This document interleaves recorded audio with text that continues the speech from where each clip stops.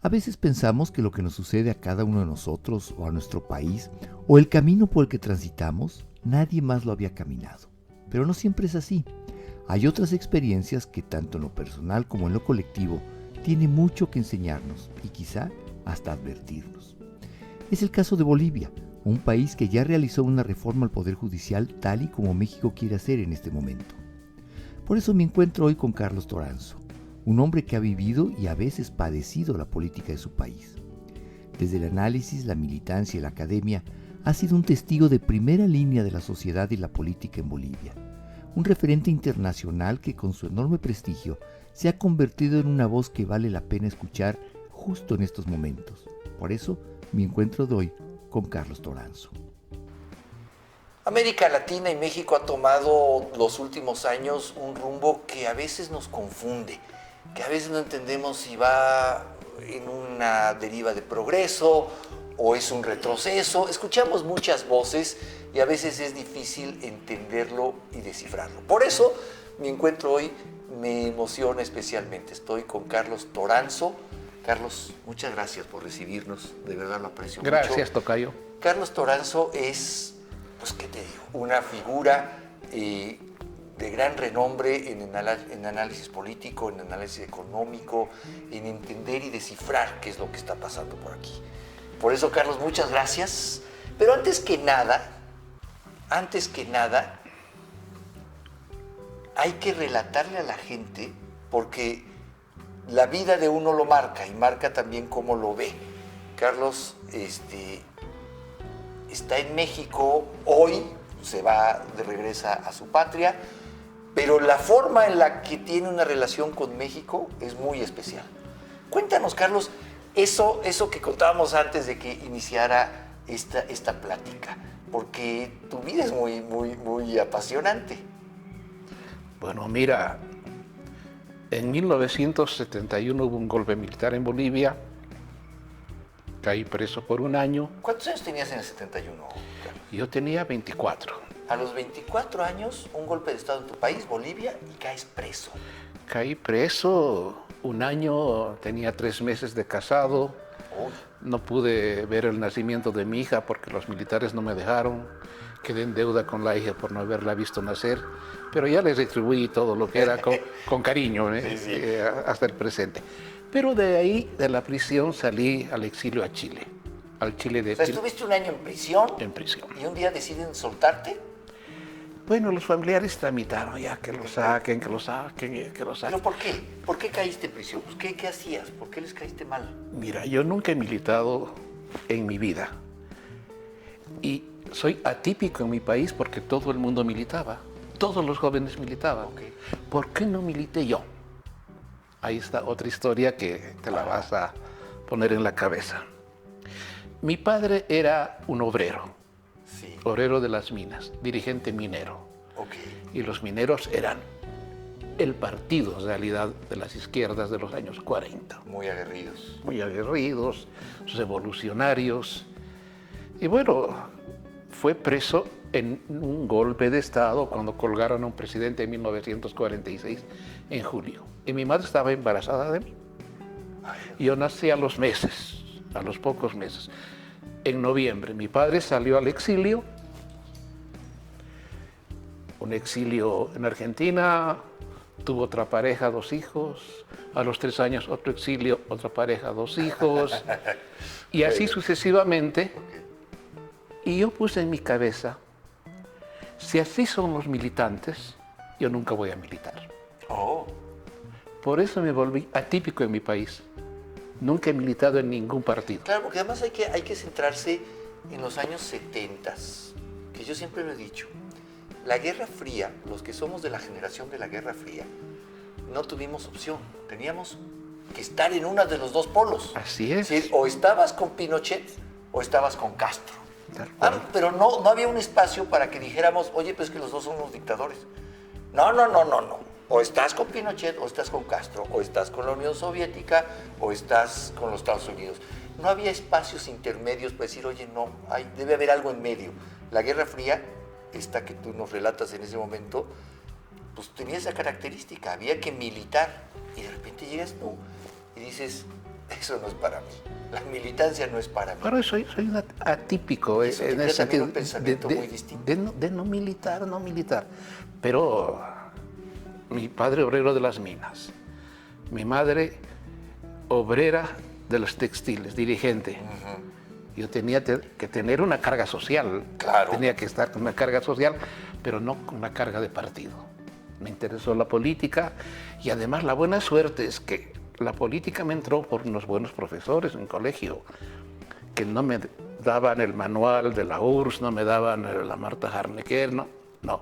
Me hacían leer literatura, Guasipungo de Jorge Casa, me hacían leer Los de Abajo, me hacían leer novela boliviana, Raza de Bronce, que era novela social, y me entró Pero no por te la daban literatura. el manual. No, Porque por en ese suerte, entonces se vivía de manuales. Lo normal era y cuidado, había quienes eran incluso, tenías que buscar la ortodoxia del manual, no podías separarte. Si la ideología decía es así, bueno, cuántas purgas no hubo en la Unión Soviética por separarse un poquito del manual, ¿no? Y han formado gente cuadrada, que no podía pensar por sí misma. En cambio, la literatura, tú sientes, mira, yo soy un fanático en Bolivia del mestizaje. Leo el mestizaje, lo veo, analizo y veo acá. He convivido con profesores de ciencia política, pero el mestizaje me lo ha explicado Fuentes, Carlos Fuentes. Correcto. La literatura me lo explicó el mestizaje mejor que la ciencia política. Entonces confío mucho en la literatura. O si tú quieres ver Cuba, bueno, vete con Padura a ver el hombre que amaba a los perros. Claro. Entonces amo mucho la literatura porque es más suelta y te dice muchas verdades que a veces hay ciencia política muy cuadrada, más disfrutable, Sí, claro. más Ahora linda. que dices, por ejemplo, Padura y el hombre que amaba a los perros, te mete a la historia de Trotsky de una manera apasionante, Claro, ¿no? En claro. lugar de leer el manual trotskista. No, pues no servía. Y te cuento, ahora vuelvo al hilo de lo que estábamos hablando. Pero Entonces, ¿por qué un hombre que no milita se vuelve incómodo a un régimen militar? Pues hubiéramos pensado todo lo contrario. Pues no milita, pues no tiene... Porque a mí me interesaba estudiar, entonces yo formaba grupos de estudio. Eso ya es muy revolucionario. Muy libres. Y entonces los que estaban en los grupos de estudio se iban al PC chino, a los trotskistas, a los nacionalistas, donde quieran. Pero, eres un formador de gente que pensamiento crítico. Esto no les gustaba a los militares. Mi hermano era igual y por eso lo apresaron y lo mataron. Y quizá a mí no me mataron porque había uno muerto ahí y tuve que salir al exilio. A Chile. O sea, tú dejas en el 71 tu tierra, Bolivia. 72. 72, claro, porque pasaste un año en la cárcel y te vas a Chile. A Chile. Nadie te dijo que en un año habría un golpe de Estado ahí también. Espérate, mira, yo estaba en Chile viendo Allende y todos los chilenos muy felices. Decían que iban a construir un socialismo vía pacífica, pero yo veía a los militares, y les decía a todos, viene un golpe de Estado. Entonces, ¿tú sí leíste el malestar porque Bolivia vivía de golpe de Estado toda su vida. Entonces yo sabía qué pasaba. Claro. Sabía el olor de lo que pasaba. Ya olías el Entonces, malestar en las filas. 3 meses antes del golpe de Estado, mandé a Bolivia a mi esposa y a mi hija, porque viene el golpe, y vino el golpe. Pues. Pero los chilenos que te decían con su tonito muy aflautado, es que somos una gran democracia. Jamás va a haber un golpe de Estado en este país. Imposible, Doranzo. No, el golpe hubo. Estoy oyendo a los chilenos. ¿No es cierto? Así pensaban. Bueno, vino el golpe y yo ayudaba a Naciones Unidas a meter gente a los refugios a bolivianos, porque los bolivianos teníamos doble pecado. Éramos rojos y éramos bolivianos.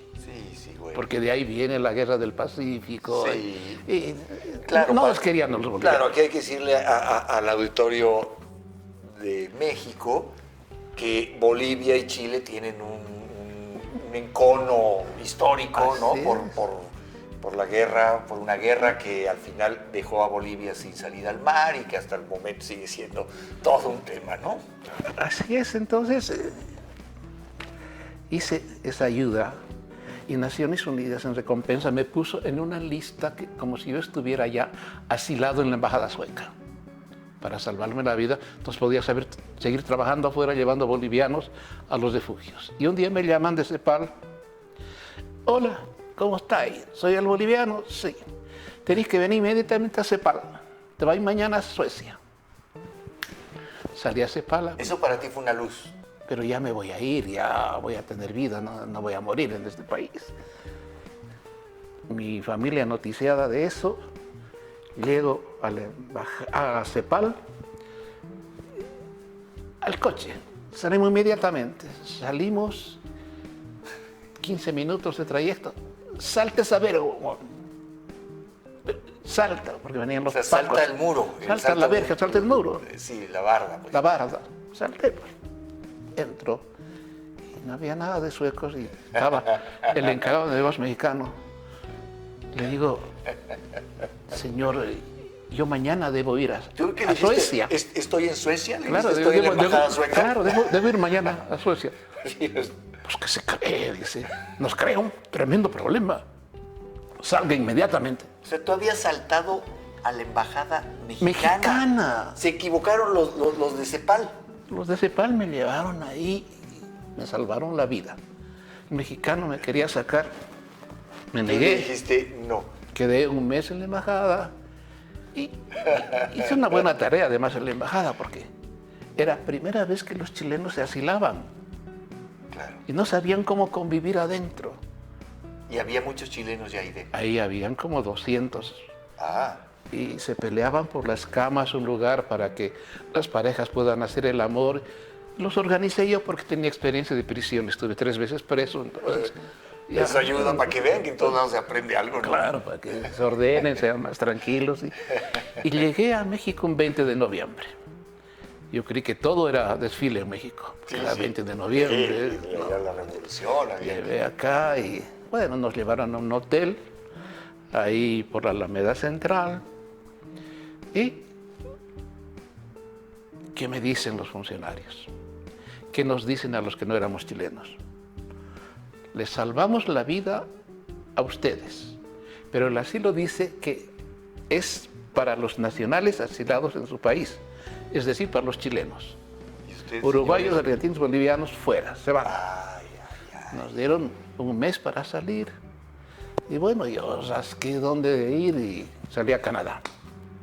Pero en ese mes ya daba clases en la UNAM, ya estaba en lo mío, porque yo venía de Chile de haber estudiado una maestría en escolatina que no la acabé, daba clases en la Universidad de Chile, en la Católica de Chile, mi perfil era académico y salí a Canadá. Pero fíjate, Carlos, que es curioso porque la idea romántica que tenemos de ese periodo de la historia política de México, estamos hablando de Luis Echeverría, sí, pues se ufana mucho en la hermandad latinoamericana, el asilo a los hermanos latinoamericanos. Pero lo que tú me dices es, sí, pero si son chilenos, a ver, uruguayos, bolivianos, vámonos, sáquense de aquí. Y tuviste que ir a la Argentina, digo, a Canadá. A Canadá, claro, y claro que aquí en Canadá tenía un sello rojo. No podía trabajar en buenos trabajos, mi inglés era malo. Entonces yo lavaba ollas en los hoteles. Mi esposa tendía camas en un hotel. Ahí te alcanza tu familia. Pero ahí, no, me los llevé, ya estaban acá. Ya estaban acá. Ah. Pero lo bueno del exilio es, mira, tú sabes que tienes manos. Si tienes manos, trabajas. Y vas a vivir donde sea con tu trabajo. Lavar ollas no denigra. Tender camas no denigra. No, pero no te hace más persona. Sí, estoy de acuerdo. Pero no es lo tuyo, porque ya tienes un antojo académico. Yo era un profesor en Chile, aquí. Entonces hice todo por volver. Y mira tú, estábamos con varios obreros chilenos. Y ¿allá en Canadá? En Canadá, en un edificio. Vivíamos muchos chilenos. ¿Sabes qué hacíamos?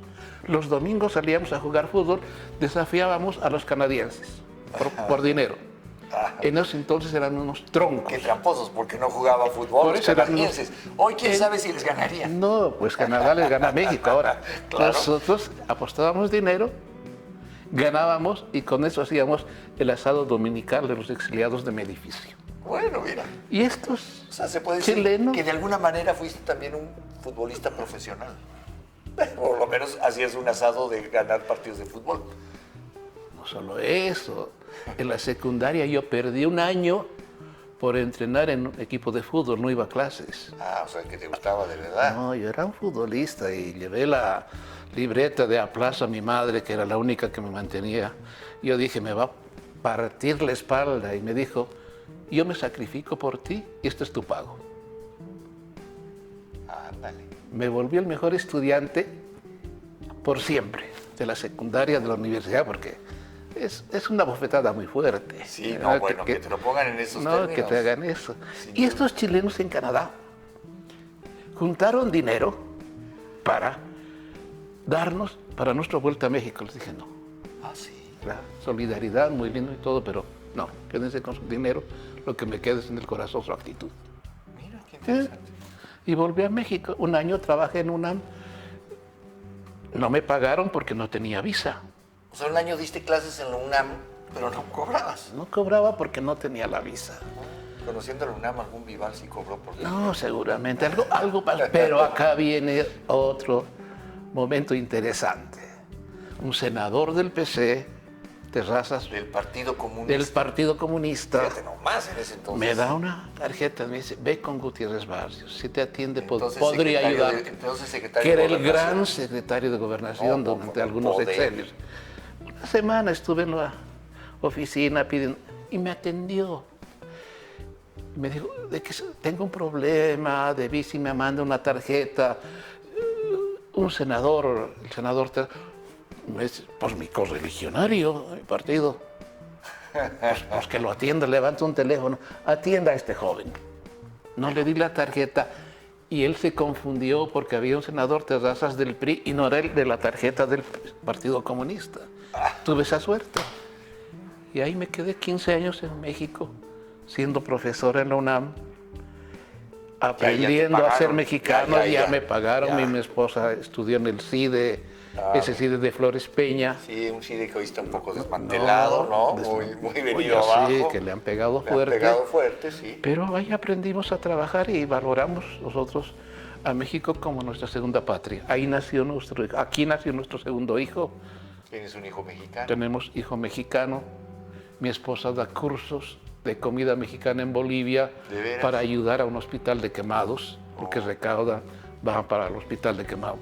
No, México nos ha marcado la vida mucho, mucho, la literatura, la vida, la comida, los lugares, y por eso venimos cada año a ver a los amigos, porque el capital que tú tienes en la vida es la valija de los amigos con los cuales has transitado la vida. Sin duda, lo ¿No? demás. No, lo demás. Y más en tu historia, nunca sabes cuándo tienes que salir corriendo. Así es.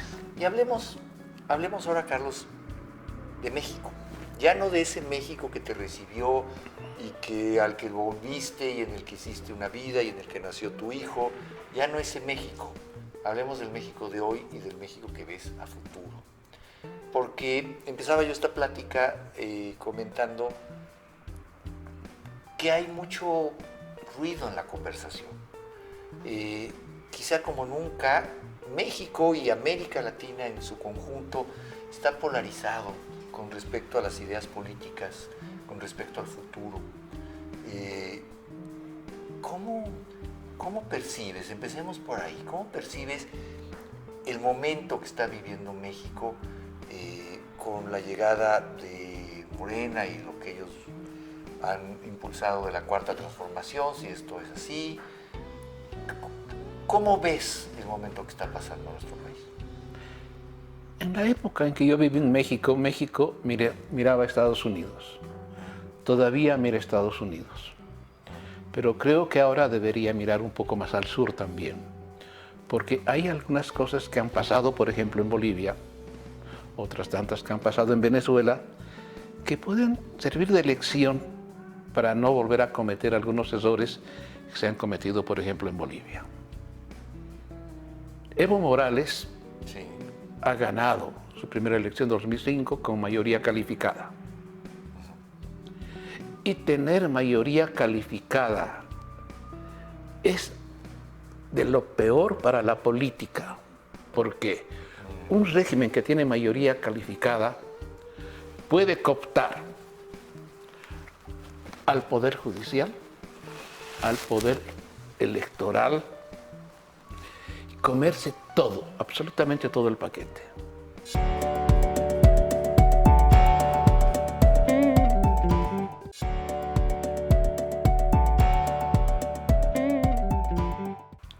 Y lo que llama la atención en Bolivia es que en los años de Morales, que venía de las izquierdas, ha hecho grandes alianzas con los militares.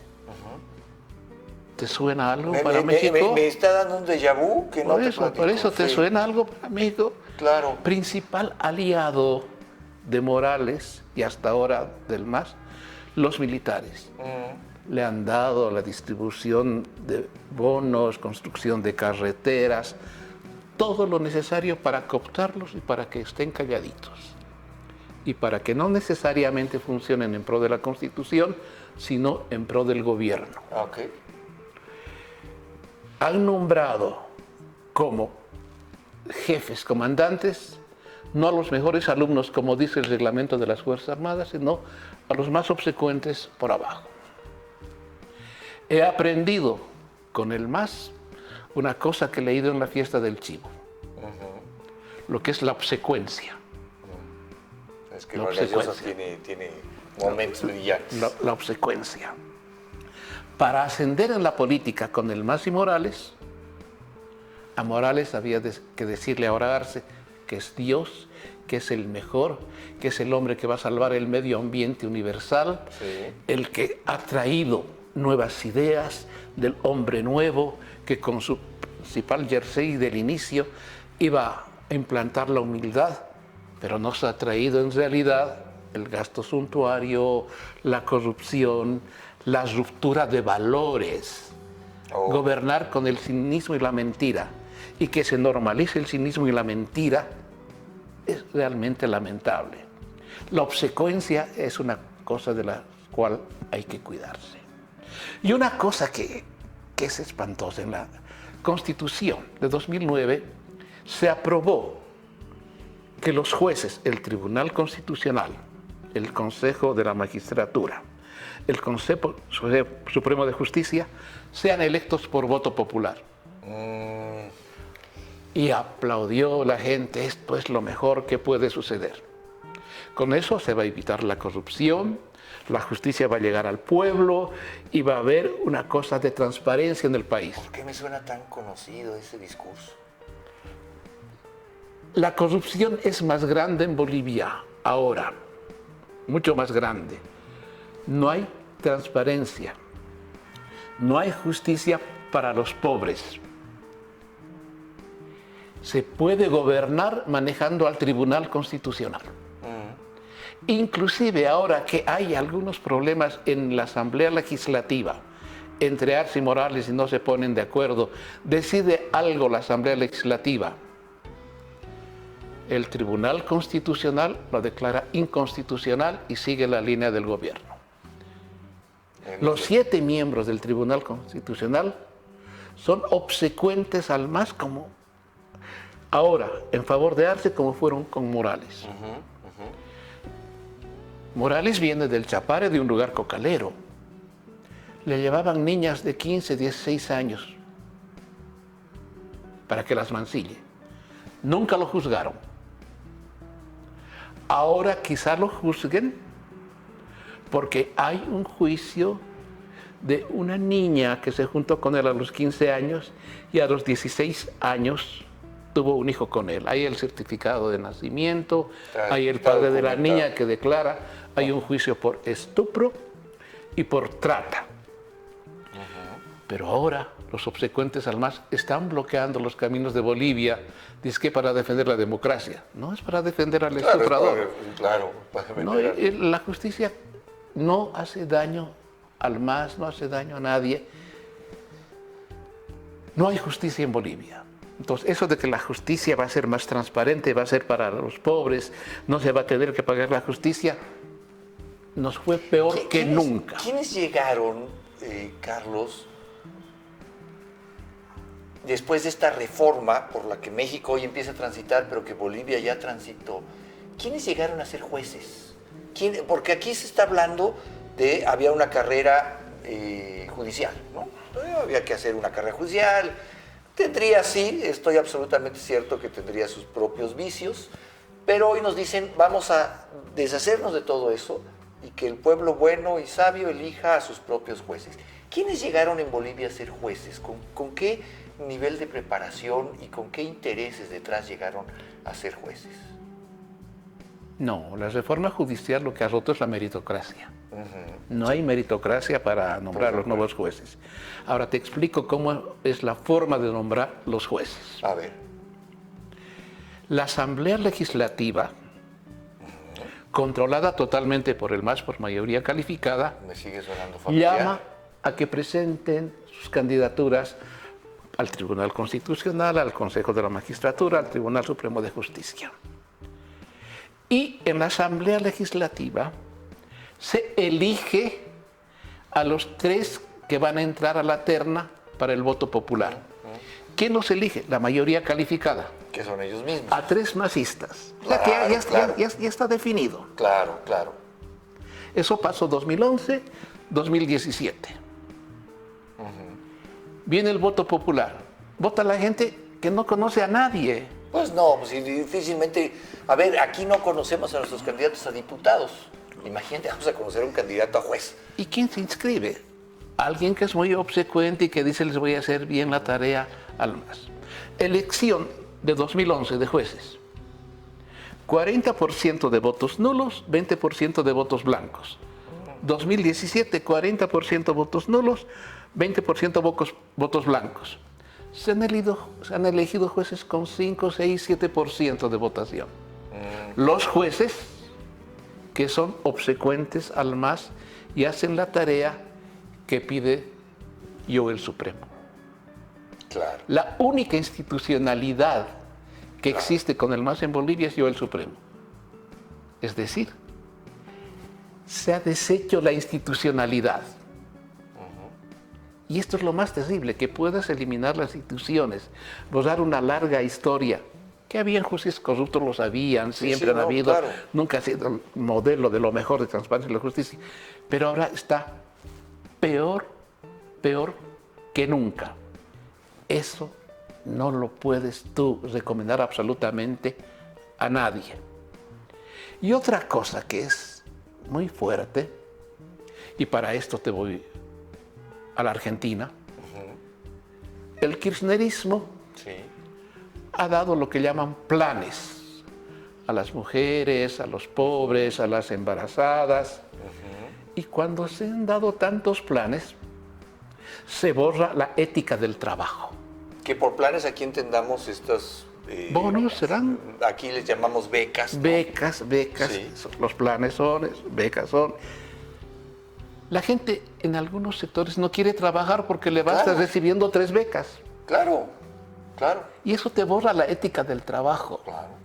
Y lo fundamental para una persona, claro, para ser un ciudadano, es que trabajes. Que te esfuerces. Que te esfuerces, que produzcas.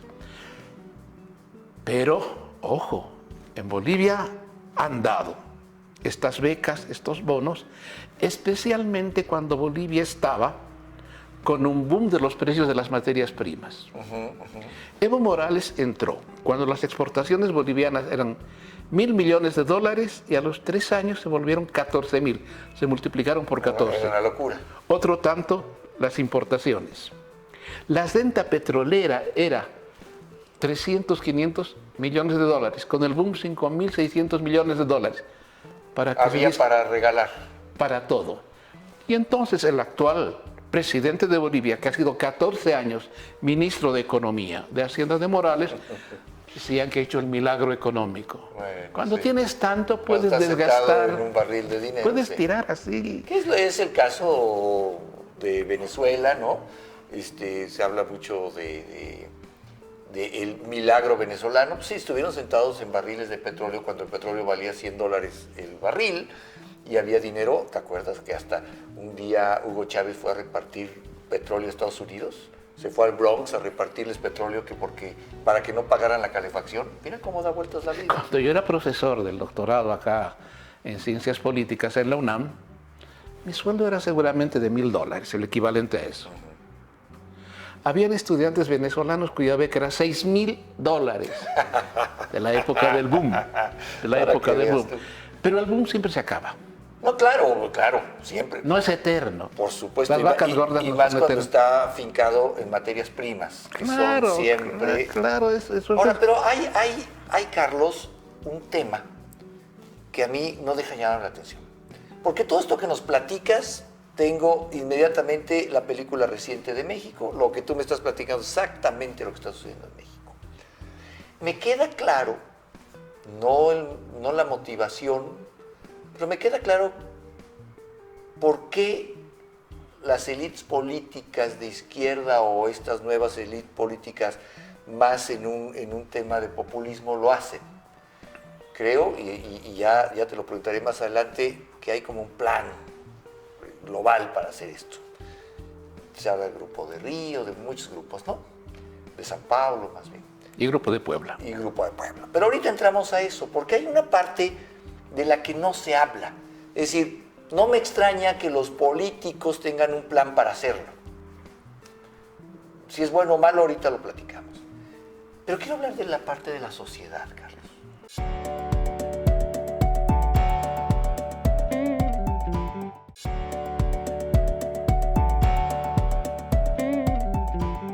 Ahora, pero hay, Carlos, un tema que a mí no deja llamar la atención. Porque todo esto que nos platicas, tengo inmediatamente la película reciente de México, lo que tú me estás platicando, exactamente lo que está sucediendo en México. Me queda claro, no la motivación, pero me queda claro por qué las élites políticas de izquierda o estas nuevas élites políticas más en un tema de populismo lo hacen. Creo, y ya te lo preguntaré más adelante, que hay como un plan global para hacer esto. Se habla del Grupo de Río, de muchos grupos, ¿no? De San Pablo, más bien. Y Grupo de Puebla. Y Grupo de Puebla. Pero ahorita entramos a eso, porque hay una parte de la que no se habla. Es decir, no me extraña que los políticos tengan un plan para hacerlo. Si es bueno o malo, ahorita lo platicamos. Pero quiero hablar de la parte de la sociedad, Carlos. ¿Por qué la sociedad? Y quiero ligarlo con esto que tú decías, la ética del trabajo, pero la ética personal y social también se ha visto afectada. Porque todo esto pasa y pareciera que no pasa. O sea, pareciera que es suficiente dar una beca para que se nos olvide que el futuro del país depende de eso. ¿Cómo ves en términos sociales la reacción o no reacción a estos movimientos que buscan cambiar de fondo el entramado político, social, institucional de los países? Es que no solo son las becas para el mundo social, sino que les llega el discurso, está gobernando el pueblo. Ahora es el pueblo quien decide. ¿Pero por qué es tan fácil que se lo crean? Porque cuando le has aumentado el salario mínimo un poco, la gente comienza a creer. Sí. Y aquí durante muchos años no se ha aumentado como se debe ser el salario mínimo. Y fue un cambio muy significativo. Entonces la gente lo siente. Y la gente no siente siempre con el corazón, a veces lo siente en la billetera. No, fundamentalmente. No es cierto. Claro. Y cuando le dicen, eres igual que nosotros, somos defensores de la democracia, por eso los vamos a igualar socialmente, la gente comienza a creer. Si le das becas, la gente se siente muy cómoda. Además, les das algunas simbologías. Ahora hay que ser originario, indígena. Sí. No, por favor, España, explotadores, deben pedir disculpas. Sí, claro. Y todo. Mira, te voy a dar una cosa. En Bolivia, los censos premorales nos decían 11% de población indígena. Sí. Después, los antropólogos, comillas, de las izquierdas, ayudaron para hacer el nuevo censo en 1992 y nos pusieron una boleta. ¿A qué grupo originario te adscribes? ¿Eres quechua, aymara, guaraní, ayoreo? No te ponían mestizo, no te ponían boliviano. ¿Y entonces? Resulta que éramos 65% originarios. Hasta inventaron ahí una bandera medio rara, ¿no? Esta de los colores. La huipala se llama, la huipala, rara, ¿no? que se confunde con la bandera del movimiento LGBT. Sí. Pero esa bandera duró unos momentos, unos 5 o 6 años del boom. Porque en Bolivia la única bandera que la ves hasta en el último pueblo, la última escuelita, es la bandera de la República de Bolivia, rojo, amarillo y verde. Sí. La otra es una impostura. Sí. Como la impostura, estar bendiciendo a los dioses, al Itzatzíhuatl, a todos los nevados, que de ahí nos viene la fuerza telúrica para gobernar bien. Son imposturas. Y eso le llega a la gente, pero le llega cuando la economía está bien. Claro. Y cuando la economía comienza a caer, se van alejando. Bueno, ¿y cómo está la economía en Bolivia? Tenemos déficits de cerca de 9%. No hay dólares en el país. La gente que tenía dólares en los bancos se ha hecho lo que se llama la prohibición de que puedan sacar esos dólares. Para viajar fuera tienes que comprar dólar en el mercado negro. Tipo de cambio oficial 6.90. Claro, y lo otro se lo dispara. compras a 10.50. Claro. Hay colas para surtir diésel, para surtir gasolina. Y tenemos 15 años de tipo de cambio fijo, sin devaluación.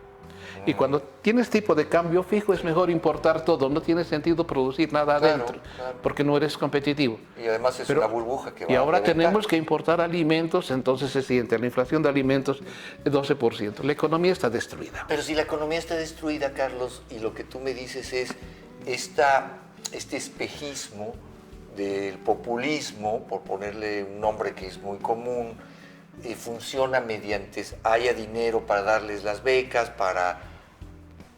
pero no funciona. O sea, a lo que me refiero es, entonces hoy deberíamos estar esperando un cambio fundamental en Bolivia, porque ya la economía... Es que yo te lo pregunto porque yo veo Venezuela, y en Venezuela la crisis lleva muchos años de manera brutal, rampante, o sea, vemos de verdad la depauperización de la sociedad venezolana, y no termino de ver el malestar social expresado en las calles. Cada vez más, sí, después de estas elecciones, pero no terminan por poder derrocar un régimen que los tiene aplastados. Entonces, la inconformidad tal vez no es suficiente. Es que acá se te hunde un poco algo que decía mecánicamente la teoría. Ajá. Si hay crisis económica, hay crisis política y se puede cambiar de gobierno. Y tú me das el ejemplo venezolano. Tantos años de crisis económica, pero ese gobierno no se cae. No se hunde, sí. No se cae. Así es. Bueno, tienes que ver de dónde sacan dinero ahora. Del narcotráfico, de la explotación ilegal de oro. Hay fuentes alternativas de dinero. Y una cosa clave. El poder militar totalmente dominado por Maduro, por Chávez en su momento. Puedes tener todas las manifestaciones del mundo. Sí, pues, puedes tener los comunicados de Naciones Unidas, de la Comisión Interamericana de Justicia, pero si no le haces ruido adentro, no lo sacas. Ruido también dentro de las Fuerzas Armadas. Sin eso no salen. ¿Qué pasó en Bolivia? Yo, el Supremo, Evo Morales, que le dijo el referéndum de 2016, no puedes volver a candidatear, le pidió a su Tribunal Constitucional que le reconozca su derecho humano a ser candidato. Le reconocieron el derecho humano de ser candidato. Pues sí. 2019. Ajá. ¿Quién se levantó? Los jóvenes, los niños y las mujeres. Marchas y marchas y marchas. Movilización total en todo el país. Y huyó el cobarde. Sí. Huyó el cobarde. Por cierto, se vino para acá. Con ayuda de las Fuerzas Armadas mexicanas, Claro, con claro, lo que le mandó un avión, lo protegieron. Y el cobarde acá Nuevo discurso. Hubo fraude en Bolivia. Sí. Fraude en Bolivia. Te digo, la calle se necesita. Y los militares se dividieron en Bolivia. Y eso ayudó a salir. Eso no pasa en Venezuela. Pero la calle, ahora depende también de cada sociedad. Porque te oigo, Carlos, y yo pienso en cómo empezamos esta plática. Los años 70, los movimientos sociales en América Latina, los golpes de Estado como consecuencia de movimientos sociales o productos, no sé si productos paralelos. Y en medio de eso, en medio siempre de los golpes de Estado, Chile, Bolivia, Argentina, Uruguay, el movimiento político en México en los 60, 68, 71, tiene un factor, un vaso comunicante, una juventud que sale a las calles, que propone un cambio, que fundamentalmente presiona el sistema político. Y eso trae consecuencias. Y yo me pregunto, Carlos, hoy no veo a esa juventud en México.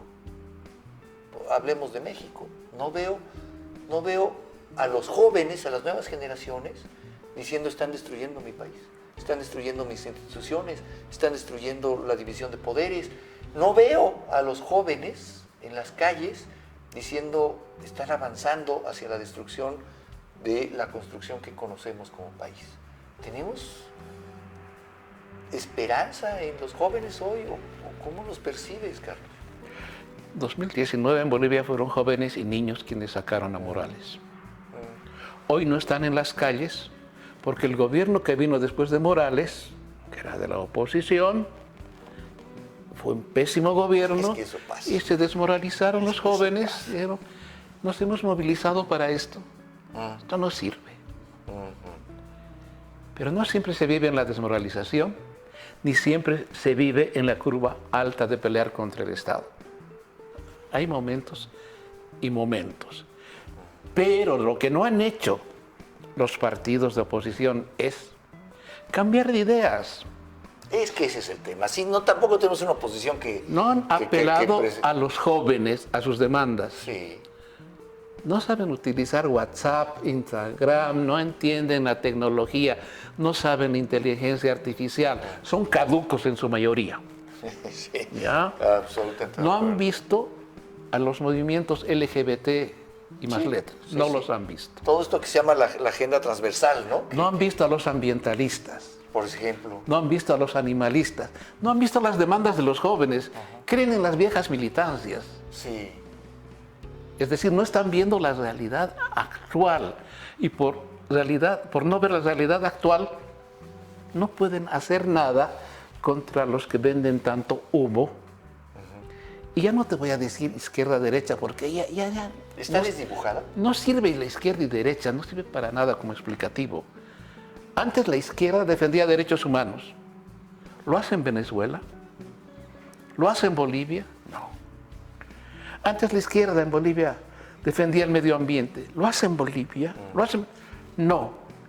Ya no son parámetros explicativos de la realidad política. Me resulta más cómodo decir quiénes tienden a buscar un horizonte democrático o quienes aman las autocracias. Al caudillo. Cuando el caudillo se vuelve la institución, se ama la autarquía. Y esas son instituciones extractivas, dirían los nuevos Nobel de Economía. ¿No? Claro. Entonces, se trata, y te diré, ni siquiera de hacer análisis muy profundos. Sácate los lentes y describe la sociedad. Ves jóvenes que están con otras demandas y jóvenes que no quieren militar. Son demandas puntuales. Jóvenes que no quieren militar. No quieren militar, pero militan en el ambientalismo, en los LGBT, en los animalistas, en el desarrollo tecnológico, en otras causas. Eso hay que ver. Mientras no veas esa realidad, nadie se va a oponer a las autarquías. Entonces, se requiere un ayornamiento del pensamiento de los que eran partidos tradicionales. ¿Por qué se cayó el PRD acá? Porque no se renovaba ideas, ni Sí, jefaturas, ni nada. Nunca le habló a un nuevo electorado joven. Claro, pues no. Entonces se trata de eso, de estar, y más desde la pandemia, todo es tecnología. Si no haces campaña... En cambio, el discurso oficial, Carlos, sí es muy sexy. Es muy sexy porque te dicen, todos estos de antes te fallaron, y es cierto. Todos estos de antes son unos corruptos, y es cierto. Todos estos de antes traían sus pactos entre ellos, y es cierto. Pero claro, no continúa la frase con nosotros, pues, solo dicen somos diferentes. Y yo creo que son muy parecidos. Pero... Mutatis mutandis en Bolivia decían exactamente lo mismo, pero cuando llegó el MAS fue más corrupto que los anteriores. Borró la ética, borró los valores, claro. Gobernó el cinismo. Entonces, por 111 razones no hablo de México en estos temas actuales, pero te digo que lo que pasa en otros lados es una enseñanza para acá. Nos quedan unos minutitos, pero no quiero terminar esta plática, este encuentro contigo, Carlos, que he disfrutado mucho y te lo agradezco profundamente. Pero hablemos un poco de futuro. Es decir, ya hablamos de pasado, hablamos un poco del presente. Intentemos proyectar un poco. Una persona como tú, que estudia cuidadosamente la política, la economía, la sociedad, ¿cómo ves en 20 años las cosas en América Latina en su conjunto, en Bolivia, en tu país? Y me gustaría, por supuesto, que nos platiques un poco de México, de Venezuela. ¿Cómo ves este movimiento, este Foro de San Pablo, que parece que tiene un plan trazado y que se está siguiendo puntualmente en algunos países? Háblanos un poco de futuro. La tecnología política en Venezuela, en Bolivia, no es solo venezolana-boliviana, está muy presente el G2 cubano. Este es el punto principal de asesoría política en Bolivia y Venezuela. Intenta hacerlo en Chile. Por suerte Boric no entró al paquete. Lula se está rebelando un poco, ha ido a Rusia, ha vetado que entren a los BRICS, Venezuela. Algo va a pasar en el futuro de Brasil. Yo creo que no hay que ser pesimistas con el futuro. ¿No? No. ¿Nos das una esperanza? Pero por supuesto, mira, hace 50 años, ¿cuán democrática era la relación entre padres e hijos? No, pues ha avanzado mucho. Ahora puedes conversar de igual a igual con tus hijos, con tus nietos. Claro. Algo pasa. ¿Cuánto se respetaba a las mujeres hace 50 años? Nada. ¿Y ahora cuánto las respetas? Sí. Mucho más. Hasta pintan las calles porque se van por exceso. Sí. ¿No es cierto? Claro. Hay jóvenes que están viendo el medio ambiente como su tema fundamental. Hay signos positivos dentro de lo malo. El futuro va a ser mejor, pero nunca le digas a la gente todo tiempo pasado fue mejor. No. Todo tiempo futuro va a ser mejor, pero para eso hay que empujarlo. Pero no con las ideas anquilosadas de la militancia vieja. Hay que buscar los nuevos temas y hay que ligarse al mundo y saber que hay que apostar por negar las autocracias, apuntar a la democracia en la vida cotidiana. Porque muchas veces nos hacemos daño con el ácido de la política en general y no vemos la vida cotidiana. Eso es fundamental. ¿Ya? Claro. Porque el amigo enemigo está entre los partidos y el negocio de la política es dividir a todos. Pero cuando te tomas una michelada entre un autócrata y otro que no lo es, hay vasos comunicantes y entre los dos se pueden hacer cosas buenas. En Bolivia, los indigenistas contra los blancos. Toman café juntos, bailan juntos y no están hablando de la política maximalista. Claro. No están hablando del caudillo, no están hablando del racismo, están hablando cómo hacemos business juntos, cómo podemos hacer un emprendimiento juntos, Claro. cómo salimos adelante juntos, cómo nos metemos al mundo. No sabes, los sectores populares en Bolivia Antes mandaban a sus hijos a estudiar a la Argentina, luego a Monterrey, ahora viven en la China y en la China, porque están totalmente globalizados. Claro. Y no les digan que va a venir la comunidad. ¿Sabes por qué fracasó el Che en Bolivia? Porque hubo reforma agraria y propiedad individual de la parcela de la tierra. Ah, se acabó el discurso. Y los indígenas, Claro. esto es mío, de aquí a acá es mío. No me vengas con tus No me revoluciones. vengas con socialismo, Exacto. con comunitarismo. No, no, no. ¿Qué quiero soy yo? Te dice un boliviano popular. Ir a la Argentina, vivir en Estados Unidos, Claro. lógica de mercado y también que me respeten y que haya democracia. Carlos, me quedo con eso, me quedo con esa esperanza del futuro y me quedo con una plática que he disfrutado muchísimo. Te No, lo mil agradezco gracias, mucho. tocayo. Mil Gracias, muchas A ti. gracias. Termina de esta manera mi encuentro con un hombre que me impacta por su fortaleza y claridad de ideas.